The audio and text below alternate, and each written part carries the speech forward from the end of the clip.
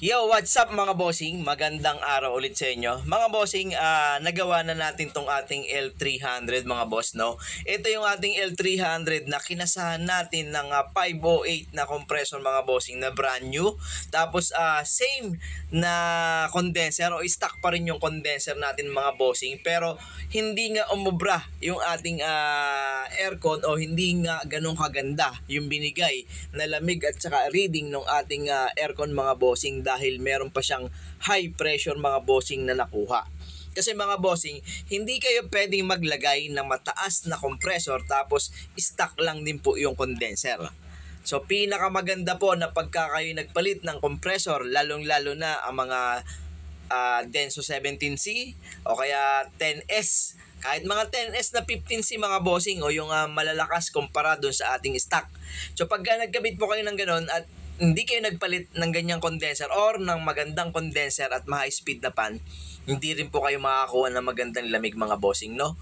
Kasi ang nangyayari po dyan, magkakaroon po ng high pressure yan mga bossing. So masisira din yung compressor. Kaya ang ginawa natin dito sa ating L3, mga boss, pinabalik natin dito para kasahan na ng panibagong condenser. Okay, kasi yung stock po niyan, isang nasa harap ng gulong at isang nasa gilid. So ngayon, tinanggal na po natin lahat yung ating condenser at nagkabit tayo ng dalawang laminated na malalaki. Pangalawa, dalawang high speed na pan, no? So iba-bracket lang natin yan doon sa ilalim. So gagandahan na lang natin ang bracket para at least hindi na maulit mga bossing yung nangyari doon sa isang L300 natin na nabackjaban tayo, no? At eto na mga bossing, nag-load na ng free yun yung ating mga kasama dyan. At syempre wala ako mga boss. Nasa Bulacan ako ng trabaho yan. Pero sabi ko, kuhaan natin ng reading, kuhaan natin ng video para na sa ganun makita natin kung ano yung difference ng ating stock na condenser pag nagpalit ng compressor lang. So ngayon, titingnan natin yung lamig, titingnan natin yung reading kasi mga bossing, ang taas ng reading ng ating high side saka low side nung ginawa natin yan. Plus, gabi pa natin yan natapos mga bossing nung nakaraan.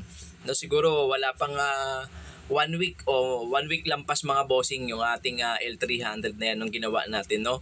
O kaya sabi ko sa may-ari, hindi po ubra, masisira lang yung bagong compressor natin. Kaya ang pinakamaganda, kabitan na natin ng dalawang condenser para nang sa ganun magamit nyo ng mas maganda yung ating aircon, no? At papakita namin sa inyo mga bossing kung gaano kaganda yung reading nung ating compressor at saka nung ating kumbaga yung high side at saka yung low side natin mga bossing, no? At ayun na nga mga bossing, no? Nilabas na natin yan. Meron 30 ang low side, wala pang 150 ang high side. Ganun siya kaganda. Pag ganyan yung condenser at ganyan yung mga pan na nakakabit natin sa L300. O kaya wag po kayong maglalagay ng compressor o magko-convert ng compressor nang yung condenser ay hindi nyo i-convert ng mas maganda. Kasi hindi rin po ubra yan. Magkakaroon lang ulit ng trouble yung ating aircon or magkakaroon ng leak, no? Pangalawa mga bossing, nung nakuha namin ng reading yan ng thermometer natin sa lamig, mga nasa 19 o 18. Gabi pa, mga boss, gabi pa yon. Pero ngayon, araw ngayon, ang nakuha nating lamig, eto mga bossing,